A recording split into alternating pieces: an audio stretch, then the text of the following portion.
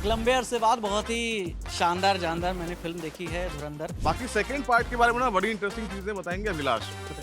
क्या होता है? वही बताइए। रहमान डकैत मरने वाला है। नहीं भाई, थोड़ा सा भावना में बह गया, पहला वाला पार्ट नहीं देख पाया है। कि मेरा फिल्म को लेकर ऐसा है कि यदि आप फिल्म देखने जा रहे हैं तो 5 घंटे का समय लेकर जाइए कि आपको आधा घंटा आने जाने का लगे, 3.5 घंटे की मूवी और आधे घंटे का लगभग एड वेड ब्रेक वो सारी चीज़ें। नहीं। मुझे प्रॉपर एंटरटेनमेंट पिक्चर लगी। एक लंबे अरसे बाद बहुत ही शानदार जानदार मैंने फिल्म देखी है धुरंधर। 5 दिसंबर को रिलीज़ हुई, लेकिन चूंकि वो मेरा वर्किंग डे था इसलिए मैंने सैटरडे को वो फिल्म देखी। शो भी नहीं मिल रहे थे, आगे की तीसरी या चौथी रो पे बैठ के मैंने वो फिल्म देखी। बहुत मज़ा आया।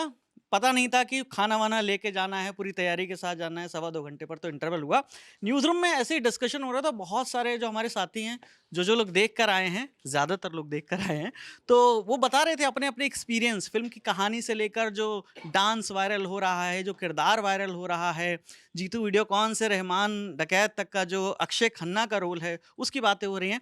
एक एक करके सभी साथियों से जानते हैं फिल्म में क्या बेहतर लगा और दूसरे पार्ट का कितनी बेसब्री से इंतजार है। बताइए साहब। क्या अच्छा पिक्चर नहीं, मुझे तो मजा आया देख के। फर्स्ट हाफ थोड़ा सा ऐसे स्लो बंस है, बहुत लंबा 2 घंटे 2.25 घंटे का फर्स्ट हाफ है, और उसके बाद सेकंड हाफ ज्यादा फिल्म का वो है, फटता है।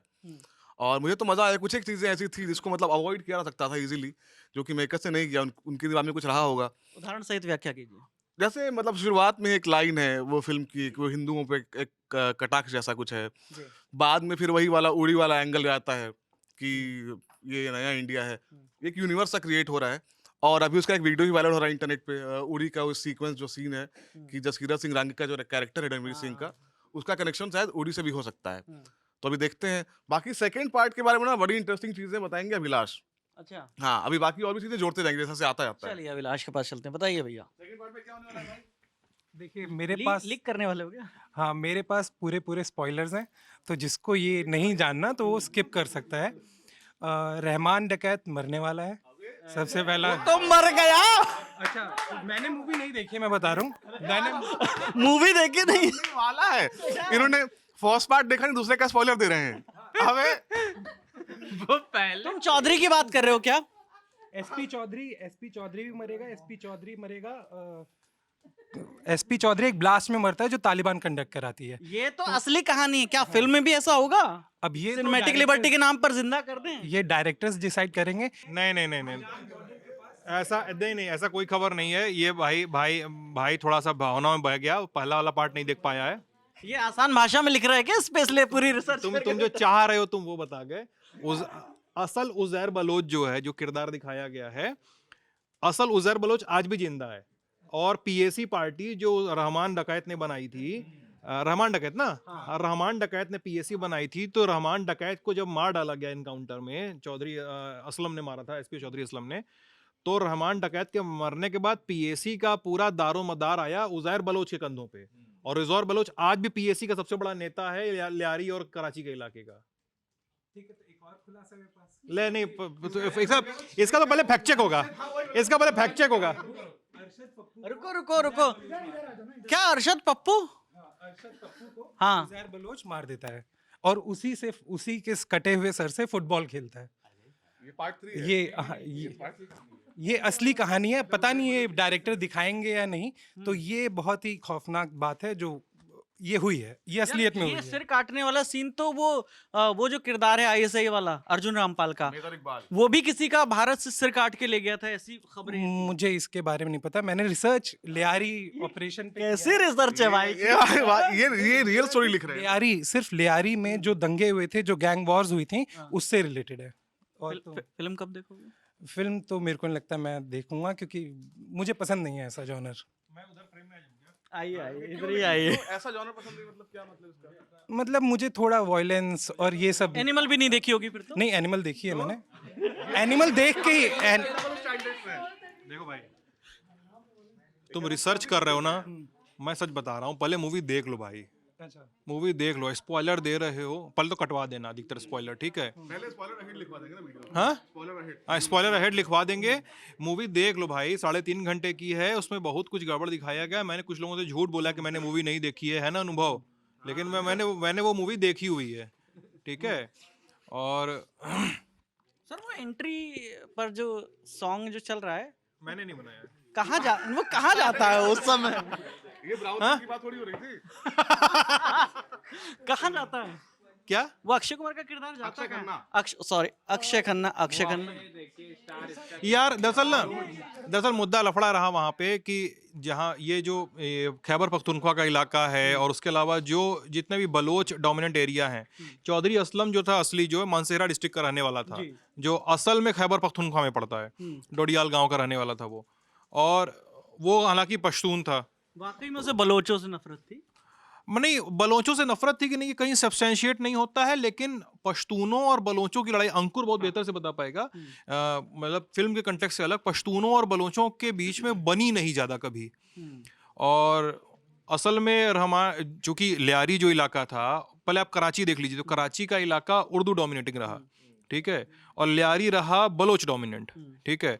1760 के आसपास वहाँ पे ज़्यादातर बलोच माइग्रेट करके आए। और 1970 के दशक में, 70 का दशक था, अगर मैं गलत नहीं हो तो इनके पापा ने, क्या नाम है, बेनजीर भुट्टो के पापा जुल्फिकार अली भुट्टो ने, तो वहाँ के लोगों को लैंड राइट्स दिलाए थे, ठीक है।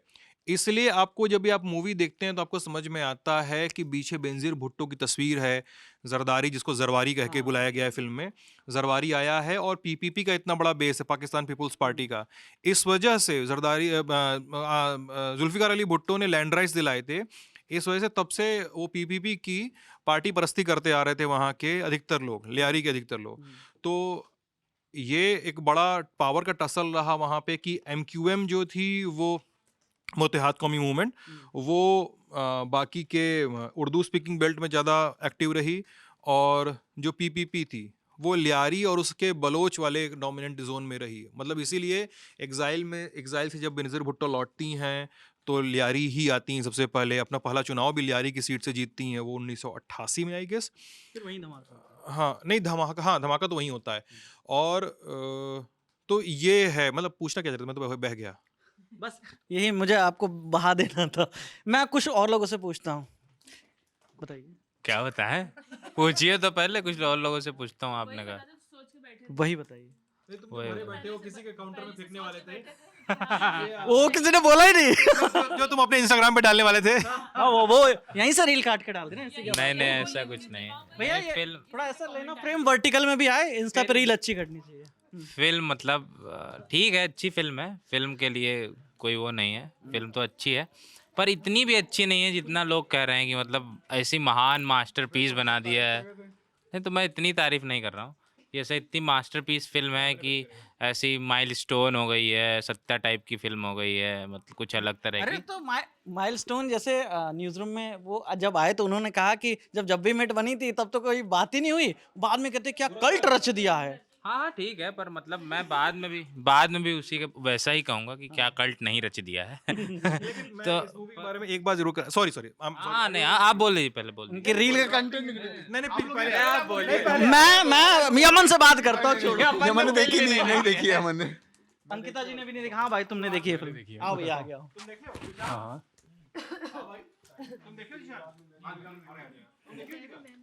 हाँ बताओ। हाँ। जो देखने वाले हैं उनको भी टिकट की व्यवस्था होगी। हाँ देखिए, मेरा फिल्म को लेकर ऐसा है कि यदि आप फिल्म देखने जा रहे हैं तो 5 घंटे का समय लेकर जाइए, कि आपको आधा घंटा आने जाने का लगे, और 3.5 घंटे की मूवी, और आधे घंटे का लगभग एड वेड ब्रेक वो सारी चीज़ें। तो फिल्म मेरी नज़र में, देखिए अब मुझे क्यों ये फिल्म अच्छी लगी उसका कारण बताता हूँ। मैं धुरंधर की तुलना करूँगा एस्पियोनाज जॉनर की फिल्मों से, जहाँ पे आप बेबी की जैसी फिल्मों की बात करते हैं या राजी जैसी फिल्मों की बात करते हैं। मैं उसकी तुलना हेरा फेरी से या प्यासा, इन चीज़ों से तुलना करके उसको कल्ट क्लासिक है इन चीज़ों में नहीं लाऊंगा। मैं उसको हमेशा लाऊंगा उसी जॉनर की फिल्मों में जिस जॉनर में उसको बनाया गया है। तो यदि उसकी तुलना वॉर से होती है, पठान से होती है, या टाइगर वाली की फ्रेंचाइज से होती है, उसमें आप उस देखिए वो किस लेवल की फिल्म है या कैसी है। भाई खराब फिल्मों से क्यों तुलना कर रहे हो? हाँ, मैं वही बता रहा हूँ कि एस्पियोनाज जॉनर की फिल्म है। जैसे एस्पियोनाज में भी होता है कि दो तरह के एस्पियोनाज होते हैं। जैसे एक होता है ह्यूमन इंटेलिजेंस, और दूसरा सिग्नेंट, जो साइन वाले इंटेलिजेंट। तो ये जो फिल्म है वो ह्यूमेंट की है, कि मतलब रणवीर सिंह का किरदार है वो जो बेसिक वो बात बता देता हूँ जो लोगों को पता, मैं स्पॉइल नहीं करूंगा, वो बात बता देता हूँ तो लोगों को पता होनी चाहिए, वो सिनॉप्सिस है। आधी तो रील में लोगों ने फिल्में देख ली जो हाँ, अभी ये- पिक्चर हॉल नहीं पहुंचा। ये एक बड़ी दिक्कत है, क्योंकि मुझे भी यही डर था कि यार अगर मैंने ये संडे तक अगर ये फिल्म नहीं देखी तो ये बर्बाद हो जाएगी मतलब मेरे लिए। तो उसके अभी तो क्लाइमैक्स सीन भी आ जा रहे हैं, तो मुझे लगता है कि एस्पेनाज जॉनर में मुझे लगता है भारत में सच्ची फिल्म नहीं बनी। मुझे लग रहा था बेबी शायद पीक होगी, लेकिन इसने मुझे हॉल वाला एक्सपीरियंस ही बहुत अच्छा दिया। क्योंकि अगर कोई फिल्म आज के दौर में जब हमारा अटेंशन स्पैन इतना कम हो चुका है, अगर कोई व्यक्ति 3.5 घंटे की फिल्म बना रहा है और वो मैं अंत तक बैठ के देख पा रहा हूँ, तो मैं एक पॉइंट तो उसको पहले ही दे दूंगा। क्योंकि आप 3.5 घंटे की फिल्म देखने को कोई तैयार ही नहीं होगा, ठीक है, पहली बात। अगर फिर भी वो डायरेक्टर आदित्य धर ने इतनी बेहतरीन ढंग से उसको बांधे बैकग्राउंड म्यूजिक के जरिए, एडिटिंग के जरिए और एक्टर्स की जो परफॉर्मेंस है, तो मुझे लगता है उस चीज़ में उन्हें पूरा मार्क्स मिलना चाहिए। अच्छा, एक मेरा सुझाव है, आप लोग जा रहे हैं रिक्लाइनर पे देखिए, बड़ा मजा आएगा। क्योंकि 3.5 घंटे ना उस कुर्सी पे बहुत ही आड़े टेढ़े होके बैठना पड़ता है, तो बजट है और वीकडेज में जाएं तो रिक्लाइनर पे देखिए। आप कुछ कह रहे थे? इस फिल्म की मुझे लगता है शतांक और हम दोनों लोगों को, या और भी लोग, जिशान ने भी देखी, इस फिल्म की पॉलिटिक्स पे भी अलग से बात होनी चाहिए। मतलब लोग ये कह रहे हैं कि ये फिल्म अच्छी है, नो डाउट बहुत अच्छी है, लेकिन चूंकि जैसा आदित्य धर सिनेमा बनाते हैं तो इसलिए इसकी पॉलिटिक्स पे भी बात होनी चाहिए। जिन चीज़ों से बचा जा सकता था, मुझे लगता है कि ये बहुत अच्छी फिल्म होती है उसके बाद। है भी अच्छी फिल्म है। जैसे शुरू में जो वो कांधार वाला सीन दिखाया है, उसमें जो अभी शतांग ने बोला था हिंदू हिंदू, वो आप उससे बच सकते थे। या उसमें एक चीज़ दिखाई है कि एक उसमें डायलॉग है कि अभी सबूत इकट्ठा कर लो और एक अच्छा नेता आएगा। अब वो कब आएगा वो हाँ जो भी है। और प्लस यूपी में जब अच्छा नेता आएगा हाँ। तो वहाँ तो अब वो देखिए फिल्म की कहानी जो है 11 तक चलती है। अभी एक आएगा नेता जो नेशन लविंग नेता आने वाला है 14 के बाद। 3 साल बाद 14 में आने वाला है नेता। इसमें मुझे एक पॉइंट इस वाले पॉइंट मुझे करना था कि ये फिल्म जो है शुभम ने भी देखा है और बहुत लोगों ने कोई कहा, तो बहरहाल तो इस पूरी फिल्म ना एक बैड, क्या ये फिल्म एक प्रोपेगेंडा फिल्म है? हाँ, ये फिल्म एक प्रोपेगेंडा फिल्म है। या ये फिल्म सच्ची घटनाओं पे आधारित है? हाँ, ये फिल्म सच्ची घटनाओं पे आधारित है। क्या ये फिल्म एनएसए अजीत डोभाल के आसपास एक पॉजिटिव पीआर बनाने का काम करती है? हाँ, ये फिल्म एनएसए अजीत डोभाल के आसपास एक पॉजिटिव पीआर बनाने का काम करती है। क्या ये फिल्म एक पार्टी के पक्ष में एक ख़ास माहौल तैयार करने का काम करती है? हाँ, ये करती है। मतलब जो अनुभव बोल रहा था अभी, अगर आप देखिए तो कंधार हाईजैक वाला सीन है, वो हाईजैक सीन बहुत अच्छा है, ठीक है, वो हाईजैक सीन बहुत अच्छा है। लेकिन आप देखिए कि उसमें एक व्यक्ति है, अब मुझे फिल्म का नाम तो नहीं पता, फिल्म में किरदार का नाम तो नहीं ध्यान है मुझे, लेकिन मुझे पता है कि वो जसवंत सिंह है। वो अच्छा, तत्कालीन वो विदेश मंत्री हाँ, तत्कालीन वो असल में तो जसवंत सिंह थे जिसका वो वेट कर रहा होता है कि जसवंत सिंह थे। लुक भी कुछ वैसा हाँ, ही है। और उनकी भौहें बड़ी दिखाई गई हैं, तो असल में वो जसवंत सिंह हैं। तो वो बोलता है कि हमें वेट करने दीजिए, हम 36 से 3 पे ले आए हैं, हम और कर लेंगे। मतलब फिल्म एक चालाक कोशिश करती है, जो वहाँ पर एक नेता है उसको बैड लाइट में थोड़ा सा रख दिया जाए, कि उसको एक कमज़ोर अल्टरनेटिव के तौर पर रखा जाए। फिर 10 मिनट बाद उसको एक स्ट्रॉन्ग अल्टरनेटिव के तौर पर रखती है जब रॉ का चीफ बैठा हुआ है जिसका चेहरा एएस दुलत से मिलता है, ठीक है, और एएस दुलत से मिलता हुआ है। फिर वहाँ पे रॉ का अधिकारी बोल रहा है आईबी से कि तुम क्यों इंटरवीन कर रहे हो, फॉरेन ग्राउंड का मैटर है, ये मैं करूँगा। और फिल्म ये नैरेटिव सेट करती है कि भाई आईबी का चीफ तो था, वही तो काम करना चाह रहा था, एएस जो भी रॉ का अधिकारी था, स्पेशल सेक्रेटरी, वो काम नहीं करना चाह रहा था। फिर एक स्पेशल प्रोजेक्ट को मंजूरी मिलती है, ठीक है, 2 साल बाद जो एक स्पेशल प्रोजेक्ट को मंजूरी मिलती है, और जो आर माधवन का 4th वॉल ब्रेक करना हो गया, और आर माधवन का, जैसा इसने डायलॉग याद दिलाया कि भविष्य में कोई सरकार आएगी, आर माधवन का ये कहना कि फर्जी नोट वाले गुंडों पे कार्रवाई करो तो कम्युनल राइट्स होने लगते हैं, ठीक है, खास तौर से यूपी जैसे प्रदेश में। आर माधवन का ये कहना कि कोई सरकार आएगी तो ध्यान देगी, और इस पर सरकार कोई नेता आएगा, हाँ, जो नेशन लविंग नेता आएगा तो इस पे ध्यान देगा। तो ये फिल्म इन तरीकों से एक ऐसा नैरेटिव सेट करने की कोशिश करती है, लेकिन वहीं पे आप लियारी की जंग दिखा रहे हो, लियारी का बहुत बड़ा गैंग वॉर दिखा रहे हो। मैं इसको भी लेके लगता है, मतलब एडिटिंग में जब आप कॉपी की स्टोरी की एडिटिंग करते हो या किसी प्रोजेक्ट की एडिटिंग करते हो तो आपको लगता है कि हाथ कितना सख्त हो सकता है।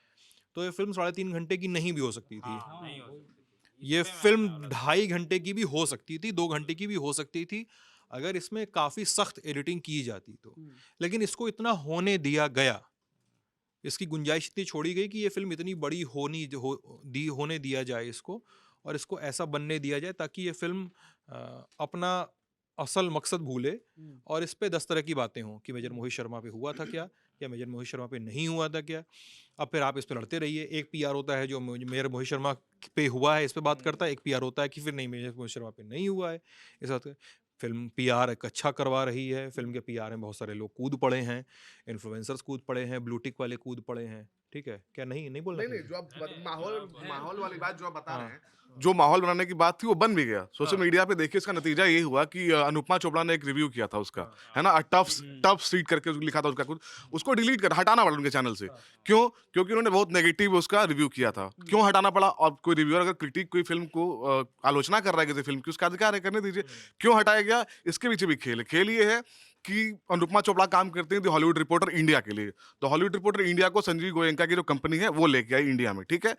धुरंधर का जो म्यूजिक राइट है वो है सारेगामा के पास, सारेगामा संजीव गोयनका की कंपनी है। तो आप बेसिकली हुआ ये है कि आपकी कंपनी आप ही की बुराई कर रही है, आपकी ही फिल्म की, तो उसका रिव्यू डिलीट करवा दिया गया।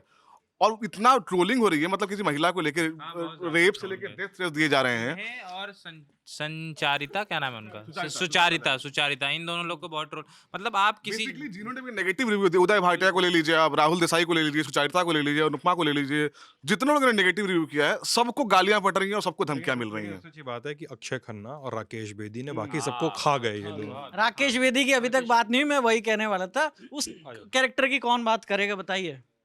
तो अभी करना चाहिए भाई। आप राकेश बेदी का राकेश बेदी का जो किरदार है वो बहुत दिनों बाद हम लोग को दिखा है। वो श्रीमान श्रीमती में आते थे, हाँ श्रीमान श्रीमती में आते थे, वो बहुत पहचान बनाए थे अपनी, लेकिन बहुत दिनों बाद, मतलब सालों बाद, कौन सी फिल्म थी लास्ट उनकी याद नहीं आ रहा है, तो लेकिन उन्होंने अपने किरदार में शुरू से अंत तक मतलब पूरा बांधे रखा और कॉमेडी अच्छी की, कॉमेडी टाइमिंग अच्छी है।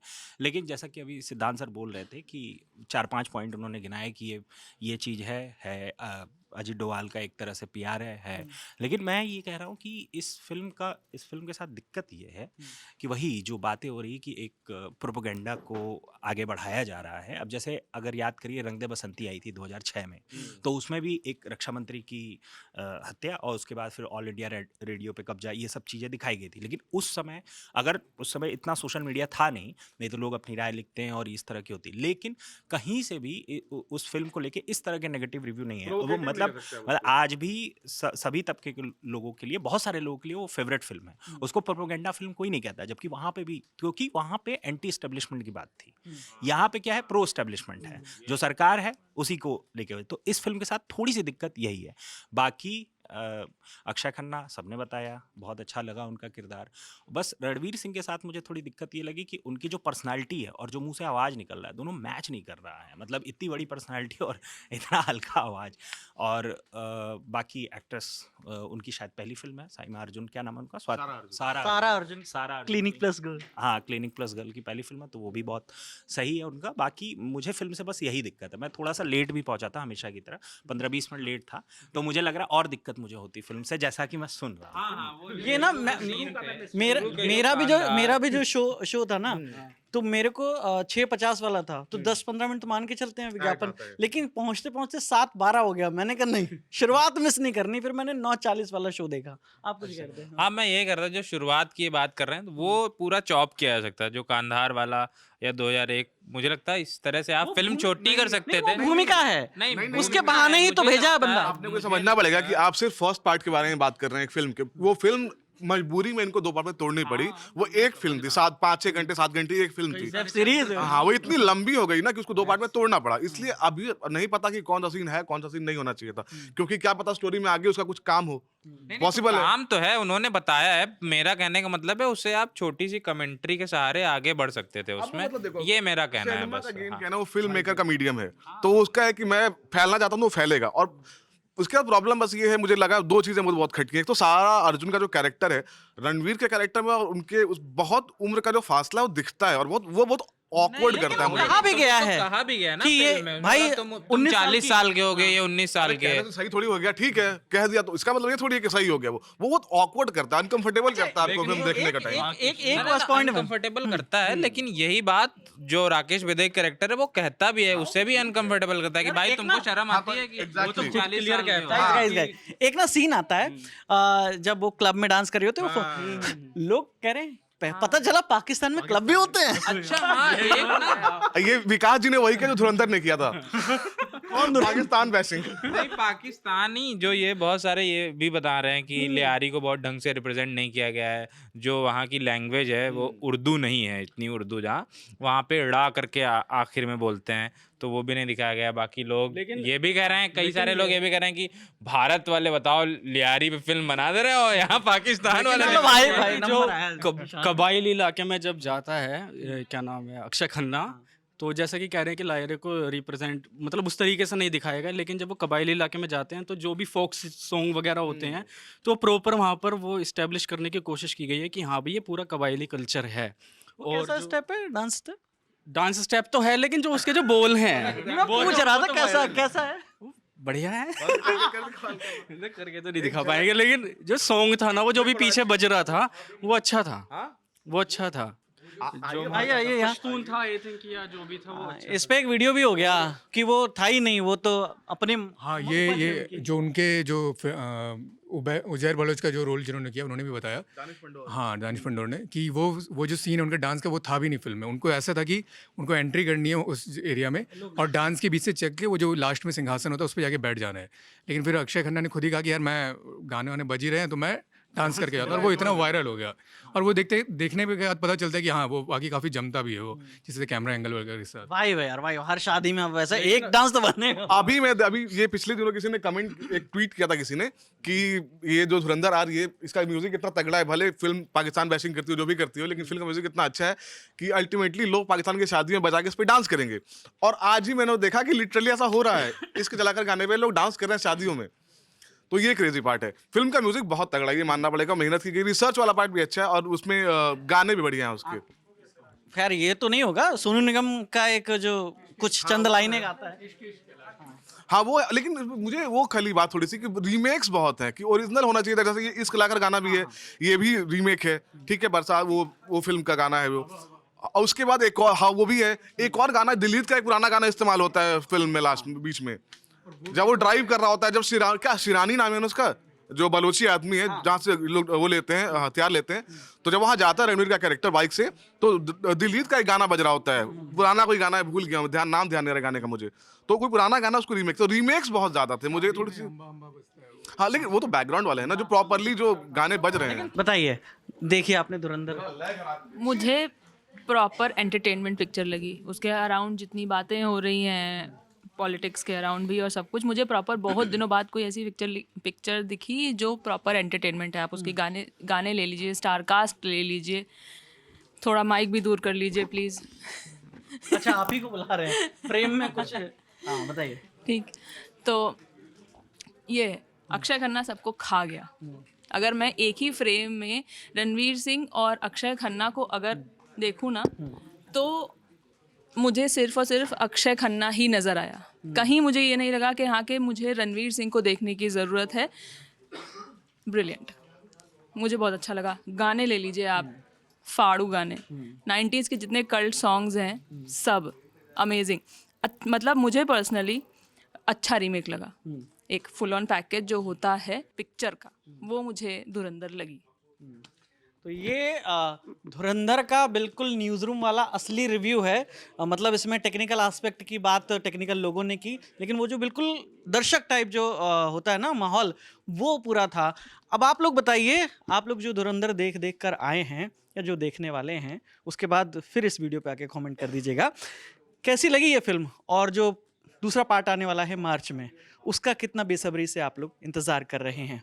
बाकी इस बातचीत पर आपकी जो भी राय है हमें कमेंट सेक्शन में बताइएगा। देखते रहिए दी ललन टॉप। शुक्रिया।